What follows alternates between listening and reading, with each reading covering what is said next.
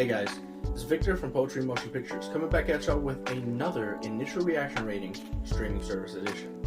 Now today, I finally went ahead and checked out what is considered by many one of the worst movies of 2022, Simon Kinberg's The 355, starring Jessica Chastain, Lupita Nyong'o, Penelope Cruz, Diane Kruger, and Bingbing. Like, this movie is actually pretty stacked when it comes down to it. It's not like the biggest stacked cast because it's mostly focused on those women.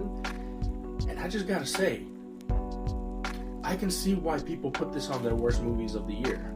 And it's not because the movie itself is necessarily bad, but it's because it was chopped to hell in editing. The performances of pretty much everyone, not just the main actresses, but even some of the side characters, like Sebastian stands in this, Edgar Ramirez, they're all actually pretty phenomenally well casted, and their performances are actually really good. There was a moment that one of the characters nearly made me teary-eyed. I was like, this is actually really well performed and acted. But almost every single scene has 50 cuts in every minute or something like that. It is insane how many cuts. You can't tell what's happening in the action because of how many cuts there are. I feel so bad for this movie because I remember hearing about it before it came out and I was actually really excited about it. I love pretty much all of the actors in this film.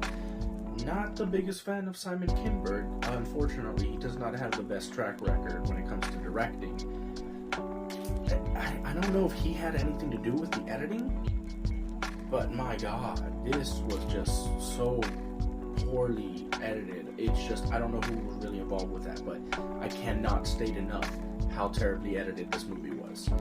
And there were certain scenes, specifically with Bingbing that were very obvious reshoots and were I think they were trying to do some sort of green screen to make her seem like she was in the same scene as other people from the movie.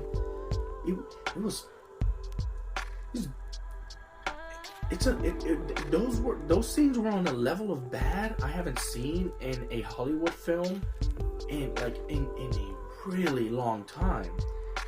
It just baffled me what was going on here. I had no I wouldn't mind seeing a recut version of this film that isn't chopped to hell like this, because again, I honestly believe there is a good movie there, but they ruined the chances of that movie being seen by anyone. Yeah, I could see why it's one of the worst movies on most people's list, and to be honest, it might end up on mine. It's probably going to end up on mine. I really feel sorry for all the cast that was involved with this, because Universal, what were you thinking? Who was behind the process of post-production for this film? Because I'm sorry, I can't state enough how badly it's obvious that this movie was destroyed in post-production. Because I mean, okay, again, I could see that there's a good movie there. I don't know if I would recommend it because it's not that I hated the movie or hated my time watching it, but it's so choppy, it's not like you're going to enjoy your time either, you know? So if you want to check it out, check it out. I watched it on Amazon Prime, but I believe it's also on HBO Max. I'm gonna go ahead and I'm gonna give it a 4.5 out of 10. Yeah, this is not very good at all. But yeah, check it out if you want to. If you did enjoy this, go ahead and check out both our TikTok and our YouTube, Poetry in Motion Pictures. And we'll see you on the next one.